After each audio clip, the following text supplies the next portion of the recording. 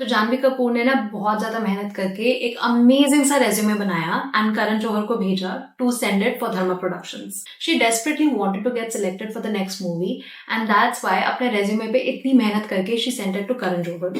करण जौहर ने एक ग्लांस दिया उसे and he gave a big fat no. Now obviously Janhvi Kapoor was extremely upset about it कि मैंने अपने सारे टैलेंट्स इसके अंदर लिखे, my first movie did so well and made great amount of money, but I was rejected in first glance. Why? And this is the reality of today's society.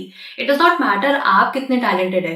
It matters कि आप अपने talent को कैसे present करके पूरे world को दिखाते हैं. And the only way that you can crack good jobs or make it in corporate is by making a good resume. And ना आप ये वीडियो एंड तक देखेंगे ना, आपको रियलाइज होगा इसमें से एटलीस्ट 2 or 3 ऐसी मिस्टेक्स हैं जो आप कंटिन्यूअसली करते जा रहे हैं and that is the reason your resume is not getting selected. In fact, there's a very high chance that you have a lot of talent. आप एक रोल के लिए एकदम परफेक्ट हो सकते हैं and you are underselling yourself by sending your resume to companies which won't even be up to your caliber. That means that you would be overqualified for that job. By the way, I'm also giving out a resume template. उसका link मैंने अपने description में डाला है।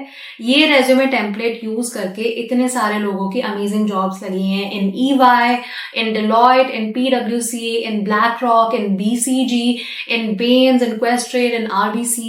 मतलब countless number of companies है जहां पर good paying jobs लगी हैं लोगों की being freshers using this resume template.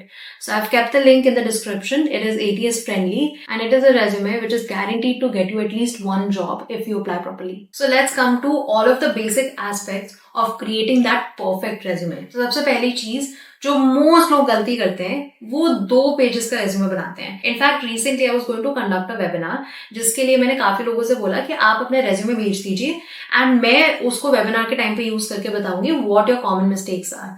80% of the resumes that I got ना वो 2 पेजेस थे, they were 2 full pages. And as a fresher आप इतना एक्सपीरियंस डाल ही कैसे सकते हैं कि आपका रेज्यूमे 2 पेजेस बन रहा है। इनफैक्ट सीईओ CXOs का भी रेज्यूमे 2 पेज नहीं बनता। So this is a big red flag for all of the companies. अगर आपका रेज्यूमे 1 पेज से ज्यादा है, it is getting rejected. I can tell it to you, I can give it to you in writing. And अगर आपका resume 2 pages बन रहा है ना, तो आपने उसमें बहुत ज्यादा यूजलेस इन्फॉर्मेशन डाली है which is not even required for that job role. तो सबसे पहली चीज, you need to keep your resume just 1 page long. अब आते हैं सेकंड चीज के ऊपर, वो है फैंसी टेम्पलेट्स। मैंने इतने सारे लोगों को देखा है कि कलर के स्प्लैशेस बने हुए हैं या फिर एक बॉक्स बना हुआ है, फालतू सा बॉक्स जिसकी कोई जरूरत भी नहीं है, एंड उसको पिंक कलर दिया हुआ है, रेड कलर दिया हुआ है।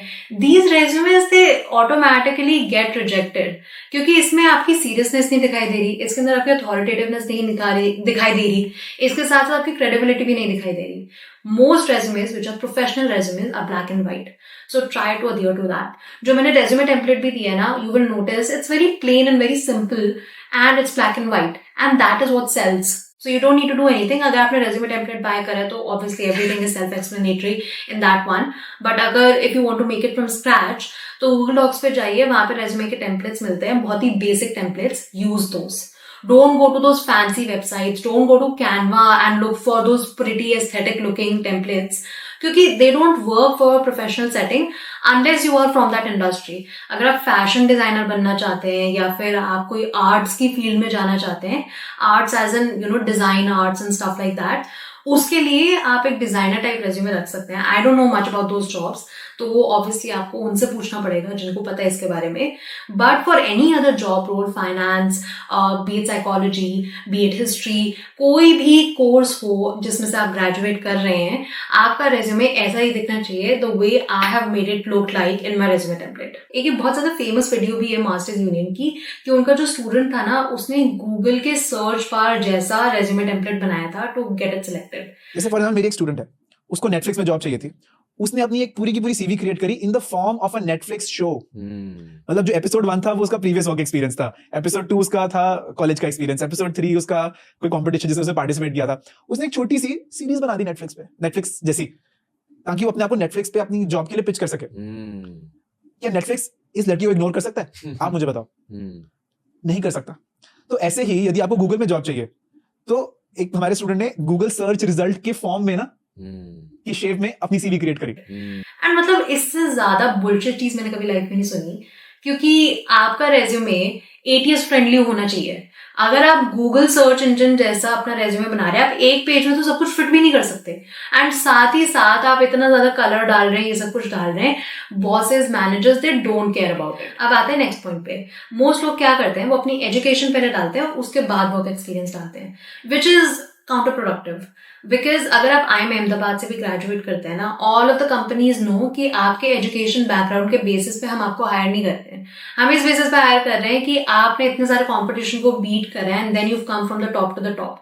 All the companies, do you know, they spend at least 3 to 4 months in training IIM graduates, because उनको पता है कि उनको जो भी पढ़ाई कराई गई है ना, it's all useless when it comes to what you have to do in the job world. तो अल्टीमेटली आपका वर्क एक्सपीरियंस पहले आना चाहिए एंड फिर आपका एजुकेशन बैकग्राउंड आना चाहिए, unless you graduate from tier 1 colleges, which includes SRCC, which includes IITs, which includes IIMs, because in college का brand value है, which is now diminishing as well. तो in some companies, adding your education first is actually benefiting more than adding your education despite graduating from Harvard, Columbia University, or Stanford or Yale. अब next point पर आते हैं, वो है कि आप जो प्रोफाइल पिक्चर डाल रहे हैं। सबसे पहली बात तो मुझे सबसे यूजलेस चीज लगती है प्रोफाइल पिक्चर डालना, because it's adding on to the bias. अगर अल्टीमेटली आपका रेज्यूमे किसी हायरिंग मैनेजर के पास जा रहा है, ऑब्वियसली उनके कुछ ना कुछ बायसेस तो होंगे।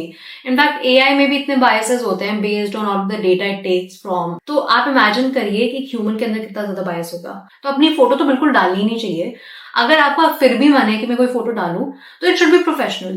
तो एक प्रॉपर फोटो खींचिए एंड प्लेन बैकग्राउंड होना चाहिए। आपके रेज्यूमे में इतनी छोटी सी फोटो आ रही है एंड उसके अंदर भी बैकग्राउंड में कुछ ना कुछ होता है, तो बड़ा डिस्ट्रैक्टिंग लगता है, we can't even see you properly.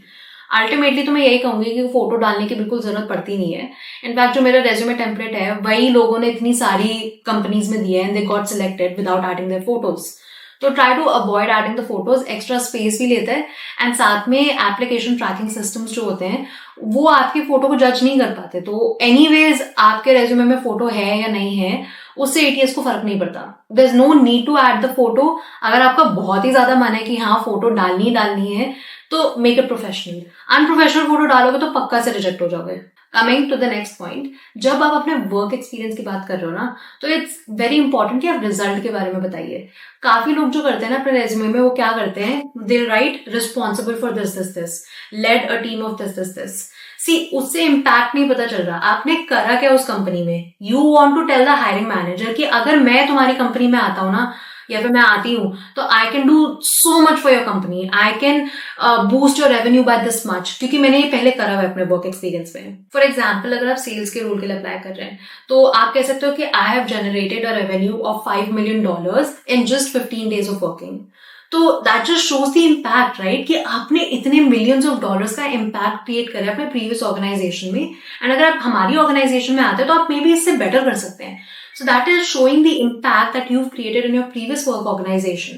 या अगर आपका मैनेजरियल रोल है या फिर टीम लीडर टाइप रोल है, तो आप उसके अंदर लिख सकते हो I led a team of 2,000 people, or you could expand on it as well and say something like I led a team of 2,000 people who created a revenue of this much.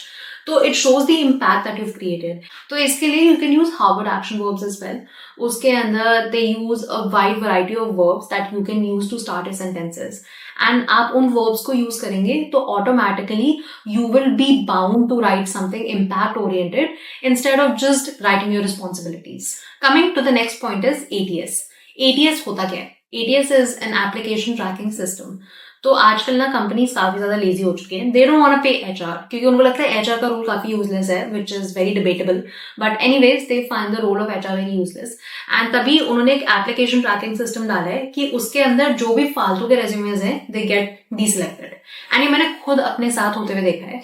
If I am hiring for a role of video editor, तो मुझे photo editing के बहुत सारे resumes आ जाते हैं, जबकि मैंने मांगा वीडियो एडिटर है, तो why are people sending me photo editing के रोल्स। मेरे पास ATS नहीं है, तो मेरे को सारे रेज्यूमेज के साथ गो थ्रू करना पड़ता है एंड उसके बाद उन सारे रेज्यूमेज को हटाना पड़ता है जो रोल से रिक्वायर्ड भी नहीं है। And this is why companies started ATS। And जितनी भी टॉप कंपनीज है, they can't function without ATS, because उनको hundreds of thousands of resumes रोज आते हैं। कोई बैठ के कैसे सारे रेज्यूमेज चेक कर सकता है? तो ATS में जितने भी फालतू रेज्यूमेज हैं जिनका वर्क एक्सपीरियंस या फिर एजुकेशनल एक्सपीरियंस मैच ही नहीं कर रहा है based on the role that they have put, उनको वो ऑटोमेटिकली हटा देते हैं. Now ATS is still something which is getting developed. ATS is not human, it's working on data. तो अगर आप अपना रेज्यूमे बना रहे हैं without checking your ATS score, एक ATS स्कोर होता है जिसके बेसिस पे बताता है कि आपका 99% स्कोर है, 90% स्कोर है, फिर क्या है, जनरली 95% से ऊपर होना चाहिए. इसका मतलब ये होता है कि जो जॉब डिस्क्रिप्शन है वर्सेस जो आपका रेज्यूमे है उसमें 95% मैच है. अगर 100% मैच हो जाता तो very very well, but below 95% there is a very high chance कि आपका resume on the spot reject हो जाएगा. अगर 95% से ज्यादा का मैच है then at least your resume is going to the hiring manager who is going to read through it and then give it to the managers or whoever is going to be hiring for that role. And now that you know about ATS, the next point is also very important. जो फालतू के symbols वगैरह होते हैं ना, stop using them. मैंने किसी का देखा था जिसके अंदर उन्होंने स्किल्स का एक ऑप्शन डाला था एंड उसमें एक्सेल लिखा था एंड उसके बाद एक बार ग्राफ बनाया हुआ था टू शो कि मेरे स्किल्स इतने हैं. I mean, how does the ATS tell कि इतना क्या होता है? You have to write everything. You have to put a lot of numbers in it. फालतू का मीनिंगलेस टेक्स्ट भी डालना is just rubbish. You want to make it as concise as possible because एक हायरिंग मैनेजर एक resume पे 7 second से ज्यादा time नहीं लगा रहा. So all of these symbols and all they really don't help with ATS as well. तो make sure कि आपके पूरे रेज्यूमे में टेक्स्ट ही है एंड जो मैंने रेज्यूमे टेम्पलेट दिया है उसके अंदर भी सेम ही फॉर्मेट है. एंड अगर आप गूगल डॉक्स पे भी कोई रेज्यूमे देखते हैं ना उसमें भी सेम ही चीज है. And that gets me to the next point. फालतू की इन्फॉर्मेशन डालना बंद करिए. सो इन योर एजुकेशन काफी लोग हैं जो फालतू की इन्फॉर्मेशन डालते रहते हैं कि हम प्रेसिडेंट थे फॉर 7 डिफरेंट सोसाइटीज. मतलब अगर आप प्रेसिडेंट है for 7 different societies, it's very obvious कि कुछ इतनी बड़ी सोसाइटी थी नहीं. या फिर अगर आप इस टाइप की चीजें लिख रहे हैं कि 3 सब्जेक्ट्स में मेरी 3rd रैंकिंग आई थी या फिर 4th रैंकिंग आई थी या फिर मेरा ये असाइनमेंट किसी चीज के लिए सिलेक्ट हुआ था या फिर कुछ हुआ था, this is useless information. Unless you were a gold medalist और समथिंग लाइक दैट, आप ऐड करिए अपने एजुकेशन में. उसके बियॉन्ड कुछ भी डालने की जरूरत नहीं है. Just write where you graduated from, कौन सी ईयर में ग्रेजुएट करे. अगर कोई बहुत बिग अकम्पलिशमेंट है like you been a gold medalist या फिर आपको प्राइम मिनिस्टर से कोई अवार्ड मिला था, स्कॉलरशिप मिली थी, then you can write that, but beyond that you don't need to write anything. इसके अलावा when it comes to certifications, काफी लोग ना भर देते हैं यूडेमी सर्टिफिकेशंस या फिर कोर्सेरा सर्टिफिकेशंस एंड रियलिटी है कि इन सर्टिफिकेशंस का कुछ क्रेडिबिलिटी नहीं रहा है. Because I could just switch on these videos in the background and still be able to get the certification. And these companies are also minting money because people are doing this. तो अगर आपका certification globally acclaim नहीं है, जैसे अगर आपने PMP certifications दिए या फिर आपने CFA का सर्टिफिकेशन दिया है, ACCA दिया है या फिर आपने CA के लेवल 1 या फिर लेवल 2 किया है, क्लियर, तो वो आप डालिए because those are globally acclaimed certifications. You don't need to watch videos in the background to get those certifications. They're very hard certifications to get.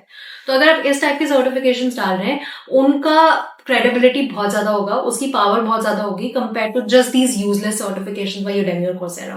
In fact I would say avoid adding those, क्योंकि मेरे खुद interview में हुआ था, मैंने ऐसे Udemy and Coursera के certifications mention करे थे. उन्होंने बोला अच्छा तुमने प्रोजेक्ट मैनेजमेंट के ऊपर ये सर्टिफिकेशन करा है ना. They started grilling me with questions because they thought कि अगर सर्टिफिकेशन करे तो आंसर भी करना आना चाहिए ना. ऑनेस्टली ये वीडियो 3-4 घंटे की हो सकती है. I can go on and on about some of the most common mistakes that we make and how we screw up our resumes. But अगर आप ये बेसिक चीजों के ऊपर भी फोकस कर सकते हैं या फिर अगर आप मेरा रेज्यूमे टेम्पलेट भी यूज करते हैं ना, आई एम गारंटीइंग यू ढंग से जॉब अप्लाई करोगे तो मिल जाएगी, इजीली मिल जाएगी एंड आपकी ड्रीम जॉब मिलेगी and you will get a job which is going to pay you really well as well. It's all about how you are presenting your talents and skills. In fact मैं तो ऐसे भी लोग देखे जिनके पास talents भी नहीं थे, कुछ स्किल भी नहीं था, बट उनका रेज्यूमे इतना अच्छा था एंड उनके कम्युनिकेशन स्किल्स इतने अच्छे थे that they were able to crack some of the best jobs.